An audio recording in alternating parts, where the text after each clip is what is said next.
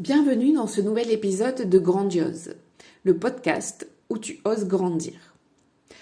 Aujourd'hui, j'ai envie de te poser une question et je veux que tu y répondes honnêtement. Là, maintenant, tout de suite, peu importe où tu es. Est-ce que tu te souviens du jour où on t'a dit que tu étais trop ? Trop sensible, trop ambitieux, trop exigeant, trop gentil, trop quelque chose, quoi. En fait, comme si trop, était devenu une insulte. Comme si tu sortais du cadre et t'avais fauté, quoi. Moi, je m'en souviens parfaitement. Et pendant longtemps, j'ai cru que ces gens avaient raison.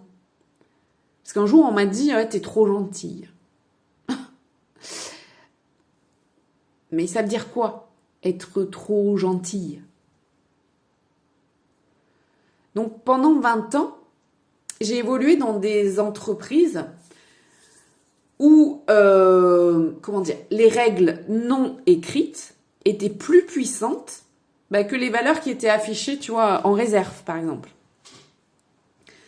Ça pouvait dire ne prends pas trop de place, ne parle pas trop fort.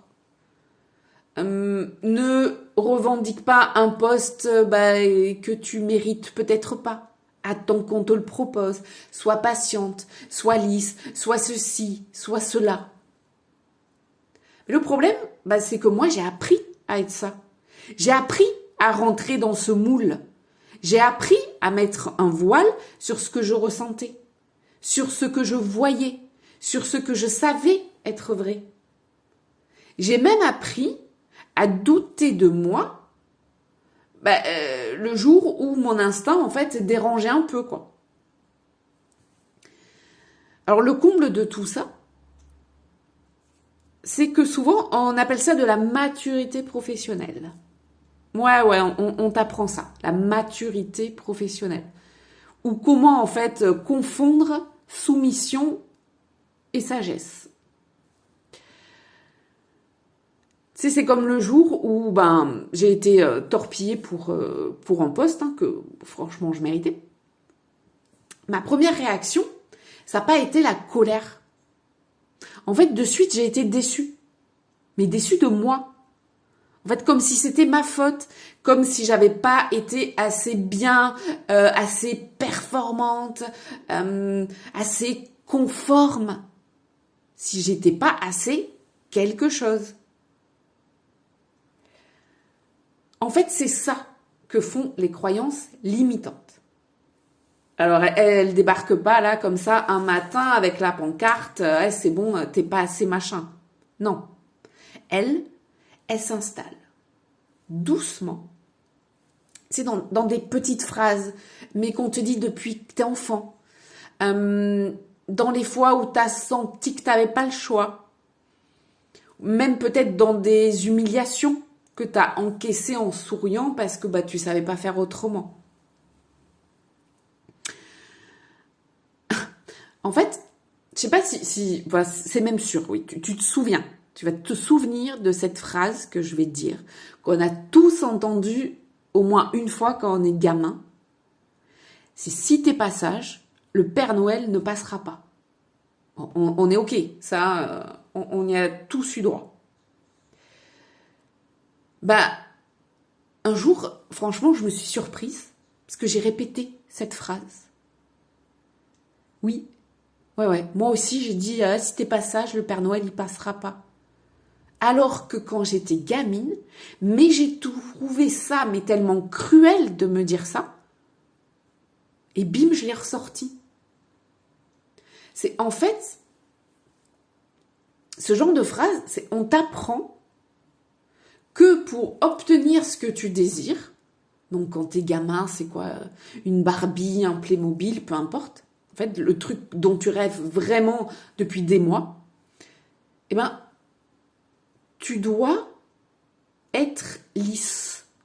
Tu dois être dans le moule. Tu dois être sage comme une image. Comme t'as peur de pas avoir ton cadeau, t'obéis. Tu te tiens à carreau. Et ça, c'est ton premier apprentissage du chantage affectif. Alors, on va pas se mentir, c'est pas forcément dit méchamment, hein, en plus. Hein. Mais c'est dit quand même. Et ton petit cerveau d'enfant, lui, il a enregistré. Il a enregistré que si t'es trop vivant, si t'es un peu trop curieux, turbulent, t'auras pas. T'auras pas ton cadeau. T'auras pas le bonbon. Tu regardes pas des dessins animés. Enfin, tu vois quoi, ça, on l'a tous eu. Donc du coup, dès enfant, t'apprends à faire semblant. Alors je sais, il y en a qui peuvent dire oui, c'est bon, les croyances limitantes, on n'entend que ça.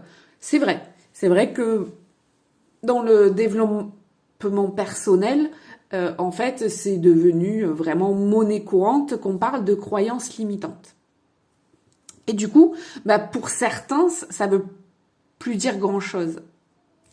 Mais en fait, ce que je veux que tu comprennes, c'est qu'une croyance limitante, c'est pas juste te dire je pense que je suis pas capable de faire ça. Non. Franchement, c'est plus vicieux que ça. C'est vraiment une conviction profonde, inconsciente, qui est installée en toi depuis l'enfance ou depuis ton premier job et qui va raconter une histoire sur toi. Sauf que c'est une histoire que t'as pas choisie.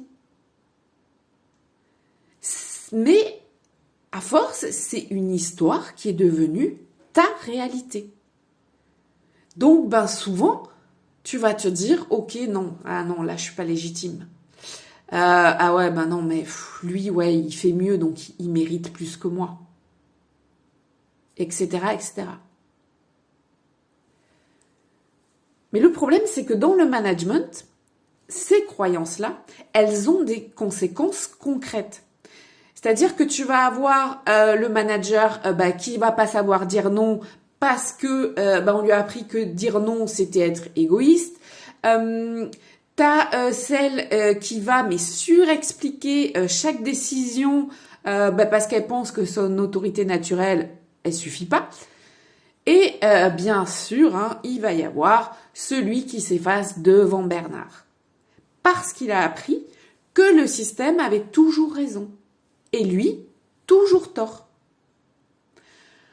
En fait, ces croyances-là, elles viennent pas de nulle part.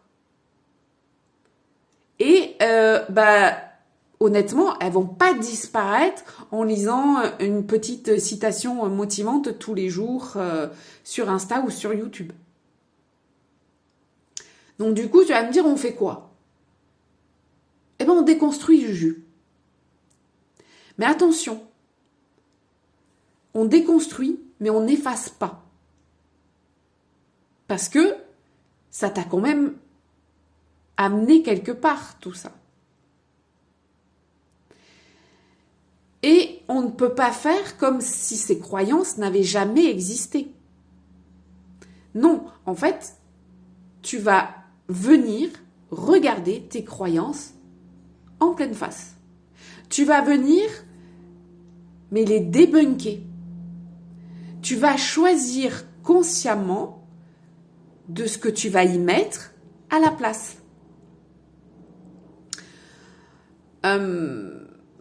Je vais te donner encore un exemple d'une phrase en fait qu'on a, je pense, tous entendu une fois dans nos jobs. C'est « t'es pas là pour te faire des potes ». Alors déjà la phrase, oui, bon, ok, j'ai des amis en dehors de mon job, je viens ici pour bosser. Mais bon, on est d'accord que dans ton job, tu y es les 3/4 du temps quand même. Mais le problème, c'est que moi, ça, je l'ai appliqué. Par exemple, dans mon dernier job, on me l'a dit. Donc, du coup, qu'est-ce que j'ai fait ? J'ai fait le caméléon. Hop, j'ai endossé un petit costume. tu vois, qui garde ses distances, la meuf qui reste dans son rôle, qui se mélange pas trop, ben forcément, en fait, mes actes allaient avec l'image que je renvoyais et pas avec qui je suis vraiment. Donc, la première étape, en fait, pour déconstruire, c'est de nommer ta croyance limitante. Donc, par exemple, regarde le moment où tu sens que t'es plus toi. Moi, par exemple, je m'en étais rendu compte pendant les pauses. En fait, il y avait que des discussions de boulot. Tu vois, que ça soit à la machine à café ou le midi pendant les repas.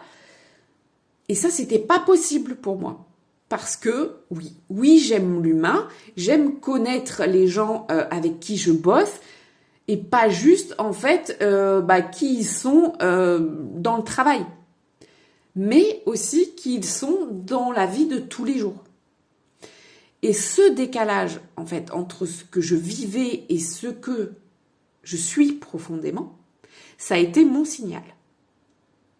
Donc, quand tu te sens plus caméléon que toi, c'est qu'une croyance, en fait, gouverne à ta place. La deuxième étape, ça va être de comprendre d'où elle vient. Et ce qui est très important, c'est de la dépersonnaliser. Parce que, en fait, cette croyance, et je l'ai dit tout à l'heure, elle vient pas de toi. Elle ne t'appartient pas. Dans ton management, elle appartient à Bernard.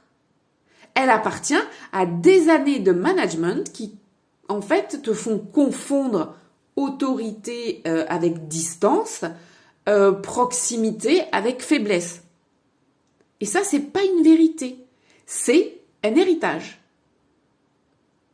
En fait, c'est comme ta croyance pour le Père Noël. Donc, on t'a juste appris à obéir sans jamais te demander si tu étais d'accord. La troisième étape et la dernière, alors c'est pas la plus facile, mais c'est vraiment la plus importante, c'est d'ancrer une nouvelle croyance en toi et dans tes actes. En fait, l'idée, c'est pas de faire un grand discours à ton équipe sur ta nouvelle vision du management. Non, c'est pas ça qu'on veut. En fait, l'idée, c'est de juste redevenir toi. Moi, en fait, quand j'ai commencé ou quand j'ai arrêté vraiment de jouer les caméléons, j'ai commencé à vraiment m'intéresser aux gens, à discuter, à écouter, à rire, tu vois, à exister en dehors de ce cadre très pro, très fermé. Et aujourd'hui, moi, j'ai encore des contacts avec d'anciens collègues. Vraiment. Donc, ça prouve que c'est pas juste des relations de circonstances qui sont attachées à ton job. C'est vraiment la preuve que la proximité n'a jamais tué l'autorité. Et oui, Bernard t'a menti et te ment toujours. En fait, c'est là que le travail sur l'estime de soi, il devient central. Parce que tu ne peux pas ancrer une nouvelle croyance dans un sol qui n'est pas stable. En fait, l'estime, c'est ton sol. C'est ta fondation. S'il n'est pas droit, tes nouvelles croyances, elles glissent. Alors, j'espère vraiment que grâce à cet épisode aujourd'hui, tu as pu comprendre que les croyances qui te limitent, tu les as pas choisies. On est venu les installer en toi. On est venu les semer doucement, mais depuis ton enfance. Déjà avec cette histoire de Père Noël, de chantage affectif. Et en fait, elles ont grandi avec toi. Et quand tu es rentrée dans la vie pro, elles ont été renforcées par Bernard. L'avantage de les déconstruire, donc de nommer, dépersonnaliser et remplacer, c'est en fait que tu n'as plus à faire le caméléon.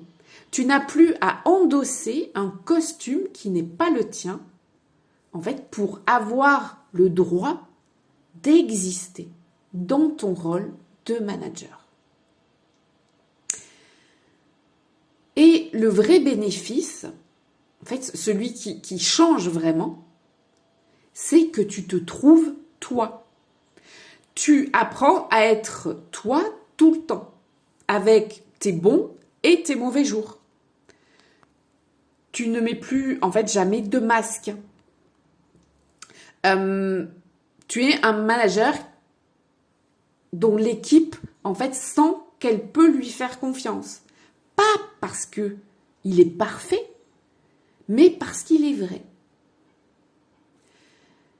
Donc, Juju, s'il te plaît, arrête de dire plus tard, car plus tard, il est déjà trop tard. La semaine prochaine, on va continuer ce podcast grandiose avec l'épisode 5, où il va falloir apprendre en fait à t'aimer.